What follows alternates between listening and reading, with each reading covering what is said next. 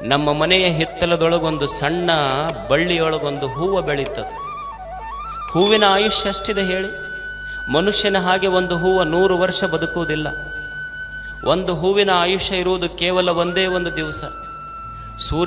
ಸೂರ್ಯೋದಯದೊಂದಿಗೆ ಅರಳಿ ಸೂರ್ಯಾಸ್ತದೊಂದಿಗೆ ಮಣ್ಣಲ್ಲಿ ಮಣ್ಣಾಗಿ ಹೋಗ್ತದೆ ಹೂವು. ಮನುಷ್ಯ 100 ವರ್ಷ ಬದುಕದ, ಆದರೆ ಒಂದು ಹೂವು ಒಂದೇ ಒಂದು ದಿನ ಬದುಕ್ತು.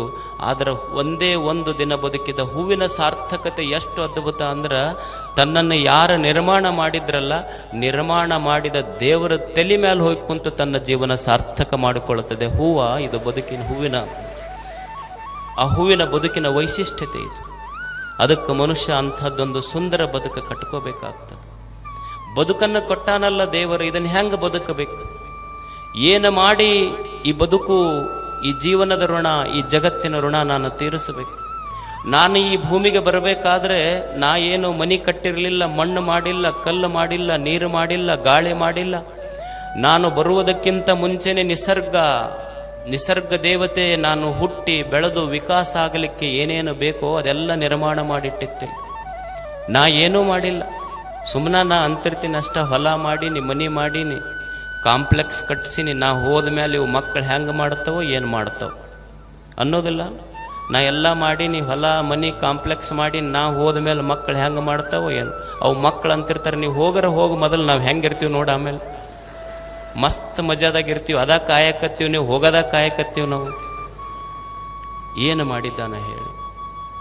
ಈ ನಿಸರ್ಗಕ್ಕಾಗಿ ತಾನು ಹುಟ್ಟಿ ಬೆಳೆದು ವಿಕಾಸವಾಗುವ ಈ ಜಗತ್ತಿಗಾಗಿ ಮನುಷ್ಯ ಏನು ಕೊಟ್ಟಾನ ಹೇಳಿ?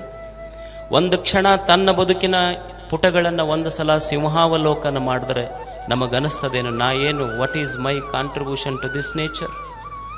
ನನ್ನ ಕೊಡುಗೆ ಏನಿದೆ ಹೇಳಿ ಈ ಜಗತ್ತಿಗೆ?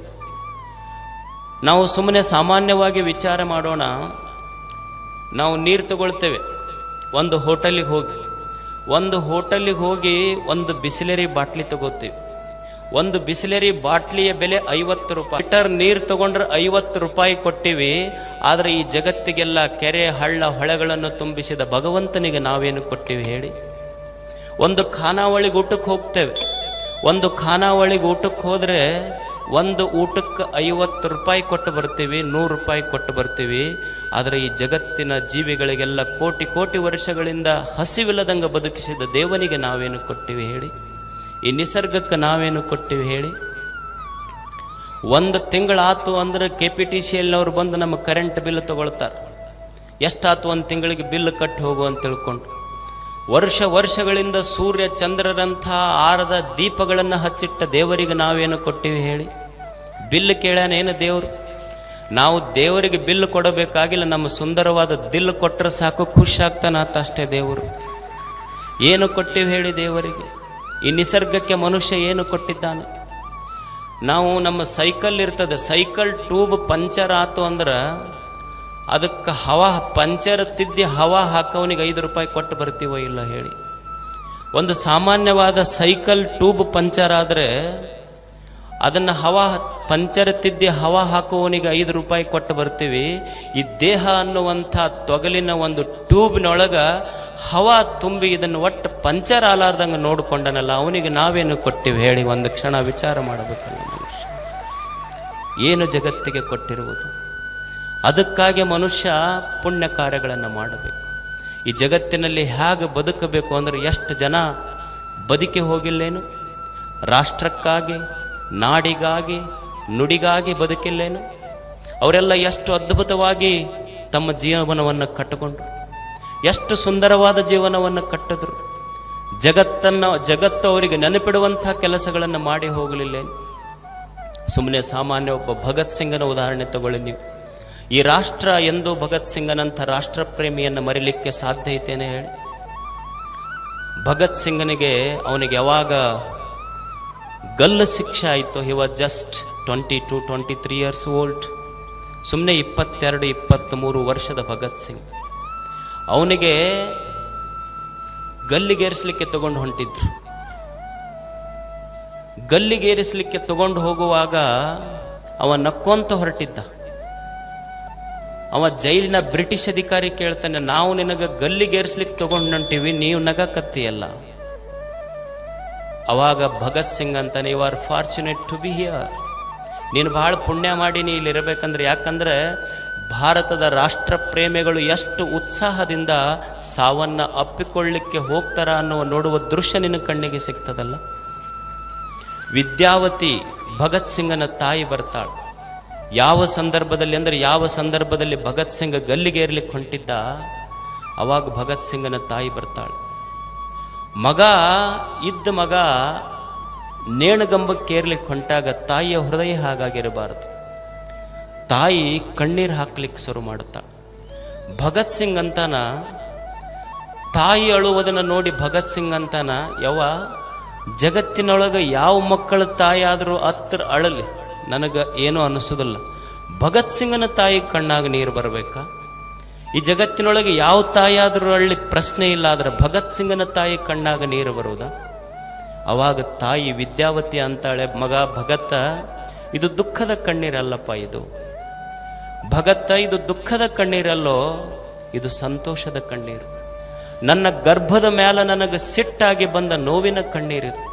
ಯಾಕಂದ್ರೆ ನನಗೆ ಯಾಕೆ ದುಃಖ ಆಗೈತಿ, ಕಣ್ಣಾಗ ಯಾಕೆ ನೀರು ಬಂದೈತಿ ಅಂದ್ರೆ, ಈ ಗರ್ಭಕ್ಕೆ, ವಿದ್ಯಾವತಿಯ ಗರ್ಭಕ್ಕೆ ಭಗತ್ ಸಿಂಗನಂಥ ಒಬ್ಬನೇ ಮಗನನ್ನ ಹೆರಿಗೆ ಮಾಡುವಂಥ, ಗರ್ಭಧರಿಸುವಂಥ ಶಕ್ತಿ ಬಂತೆ ಹೊರತು ಅಕಸ್ಮಾತ್ 10 ಮಂದಿ ಮಕ್ಕಳು ಭಗತ್ ಸಿಂಗನಂತವ್ರು ಹುಟ್ಟಿದ್ರೆ 10 ಮಂದಿಗೂ ದೇಶ ಸೇವಾ ಸಲುವಾಗಿ ಕಳಿಸ್ತಿದ್ದೆ ನಾನು ಅಂತಾಳೆ ವಿದ್ಯಾವತಿ. ಅವಾಗ ಭಗತ್ ಸಿಂಗ್ ಅಂತಾನೆ, ಈ ದೇಶದ ಯಾವ್ಯಾವ ಮನೆಗಳಲ್ಲಿ ವಿದ್ಯಾವತಿ ಅಂತ ತಾಯಿ ಇರ್ತಾಳ, ಅಂಥ ಮನೆಗಳಲ್ಲೆಲ್ಲ ಭಗತ್ ಸಿಂಗನಂಥ ಮಕ್ಕಳೇ ಹುಟ್ಟುತ್ತಾರ. ಇದು ರಾಷ್ಟ್ರ ಪ್ರೇಮ ಅಲ್ಲೇ? ಎಲ್ಲವನ್ನು ತ್ಯಾಗ ಮಾಡಿ ಈ ದೇಶಕ್ಕಾಗಿ ಅವರು ಋಣ ತೀರಿಸಲಿಲ್ಲೇನು? ಹಾಗೆ ಮನುಷ್ಯ ದೇಶಕ್ಕಾಗಿ, ಧರ್ಮಕ್ಕಾಗಿ, ಸಮಾಜಕ್ಕಾಗಿ ಒಂದಿಷ್ಟು ಕೊಡುಗೆ ಕೊಟ್ಟು ಹೋಗಬೇಕಾಗ್ತದೆ. ಈ ಜಗತ್ತಿಗೆ ಬಂದ ಮೇಲೆ ಯಾವುದು ನನ್ನದನ್ನುವುದಿದೆ ಹೇಳಿ? ಯಾವುದು ನನ್ನದನ್ನುವುದಿಲ್ಲ. ಇಲ್ಲ, ಎಲ್ಲವೂ ಅವ ಕೊಟ್ಟ ಪ್ರಸಾದ, ದೇವನು ಕೊಟ್ಟ ಪ್ರಸಾದ ಈ ಬದುಕು. ಯಾವಾಗ ನನ್ನಲ್ಲಿ ನಂದು ಅಂತ ಬಂತು, ವಸ್ತು ವಿಷಯಗಳ ಮೇಲೆ ವ್ಯಾಮೋಹ ಬಂತು, ಅದು ಪದಾರ್ಥ ಆಗ್ತದೆ. ಯಾವಾಗ ಇದು ದೇವನು ಕೊಟ್ಟ ಪ್ರಸಾದ ಈ ಬದುಕು ಅಂತ ಅನಿಸ್ತದೆ, ಆವಾಗ ಬದುಕೇ ಪ್ರಸಾದಿಕ ಆಗ್ತದೆ. ನಿಮಗೊಂದು ಸಣ್ಣ ಉದಾಹರಣೆ ಹೇಳ್ತೇನೆ ನಾನು. ಈಗ ನಾವು ಗುಡಿಗೆ ಹಣ್ಣು ತಗೊಂಡು ಹೋಗ್ತೀವಿ. ಗುಡಿಗೆ ಹಣ್ಣು ತಗೊಂಡು ಮನ್ಯಾಗ ಹೋಗುವಾಗ ಏನಂತೀವಿ? ಬಾಳೆಹಣ್ಣು ಕೊಡ್ರಂತೀವಿ.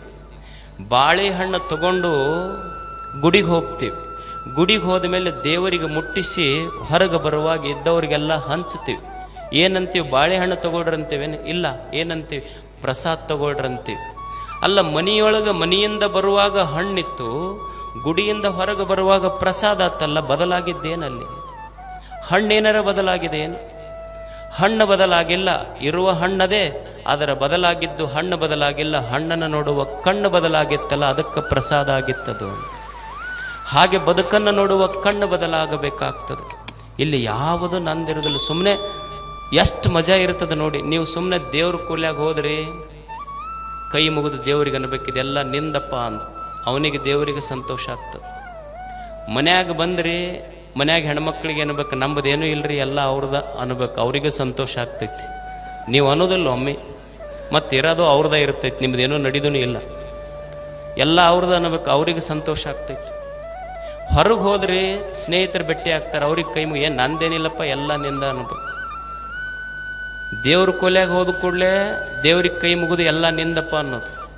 ಹೊರಗೆ ಬಂದ್ರಿ, ಸ್ನೇಹಿತರು ಕಂಡು ಕೂಡಲೇ ನಂದೇನೈತೋ ಎಲ್ಲ ನಿಂದ ಅನ್ಬೇಕು. ಮನ್ಯಾಗ ಹೋದ್ರಿ, ಹೆಣ್ಮಕ್ಳ ಮುಂದೆ ನಂದೇನೂ ಇಲ್ಲ, ಎಲ್ಲ ನಿಂದ ಅನ್ಬೇಕು.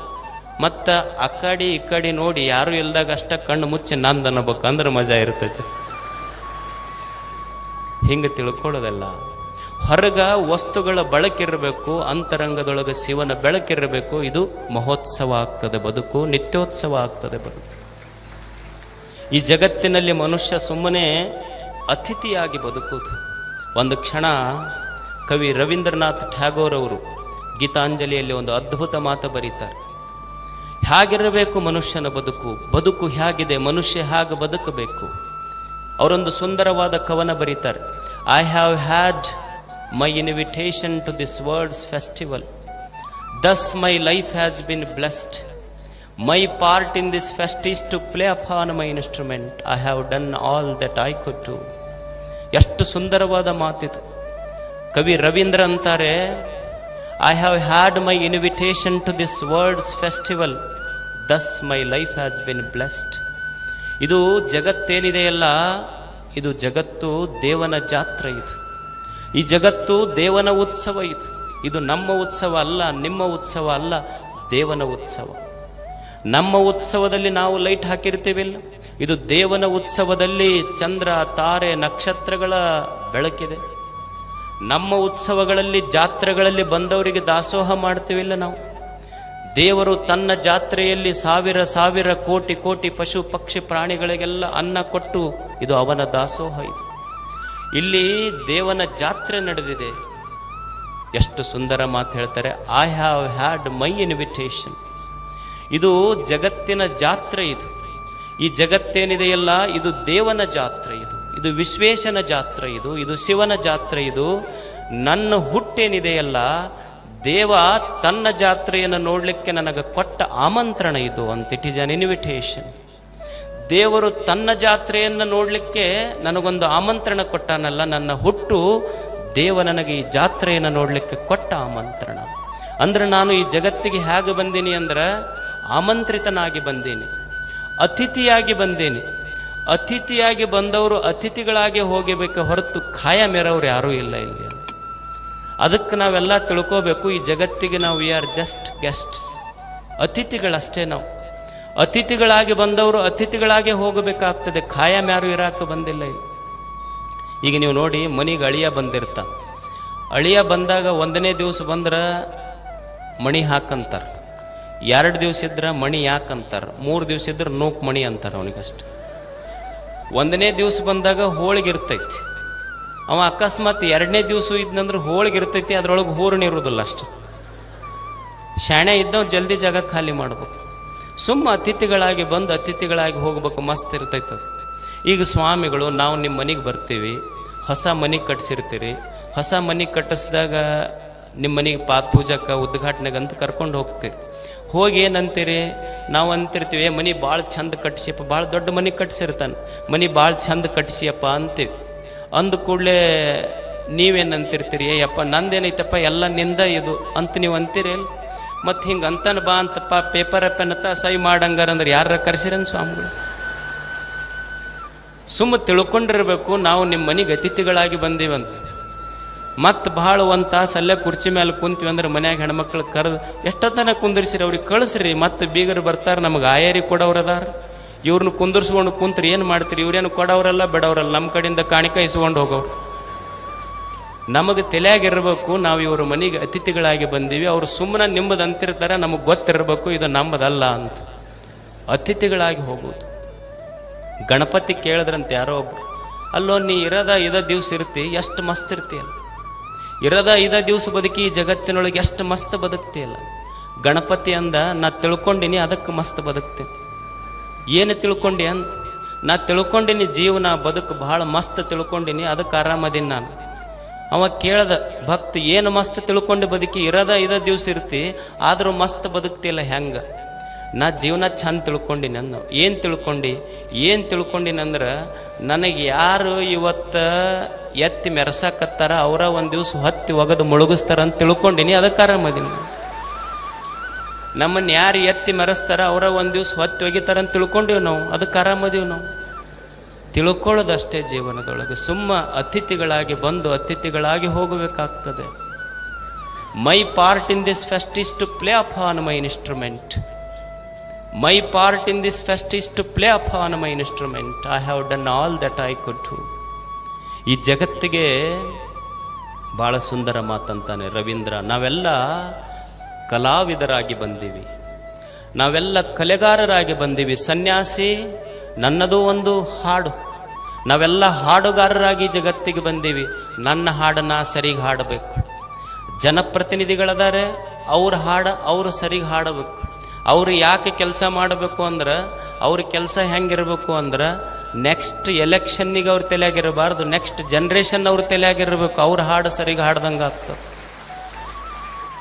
ಒಬ್ಬ ರೈತ ಇರ್ತಾನೆ, ಅವ ತನ್ನ ಹಾಡು ಸರಿಗೆ ಹಾಡು ಹೋಗ್ಬೇಕಾಗ್ತದೆ, ಕಷ್ಟಪಟ್ಟು ದುಡಿಬೇಕಾಗ್ತದೆ. ಭೂಮಿ ತಾಯಿಗೆ ಯಾವಾಗ ಸಂತೃಪ್ತಿ ಆಗ್ತದಂದ್ರೆ, ಲಕ್ಷಾಂತರ ಮಳೆಯ ಹನಿಗಳು ಈ ಭೂಮಿ ಮೇಲೆ ಬಿದ್ದರೂ ಭೂಮಿ ತಾಯಿಗೆ ತೃಪ್ತಿ ಆಗೋದಿಲ್ಲ. ಭೂಮಿ ತಾಯಿ ಯಾವಾಗ ತೃಪ್ತಳಾಗ್ತಾಳ ಅಂದ್ರೆ, ಲಕ್ಷಾಂತರ ಮಳೆಯ ಹನಿಗಾಗಿ ಭೂಮಿ ತಾಯಿ ಕಾಯುವುದಿಲ್ಲ. ಭೂಮಿ ತಾಯಿ ಕಾಯುವುದು, ಭೂಮಿ ತಾಯಿ ತೃಪ್ತಳಾಗುವುದು ತನ್ನ ಹಿರಿಯ ಮಗ ರೈತನ 2 ಬೆವರಿನ ಹನಿ ನೆಲಕ್ಕೆ ಬಿದ್ದರೆ ಸಾಕು, ಭೂಮಿ ತಾಯಿ ತೃಪ್ತಳಾಗ್ತಾಳೆ.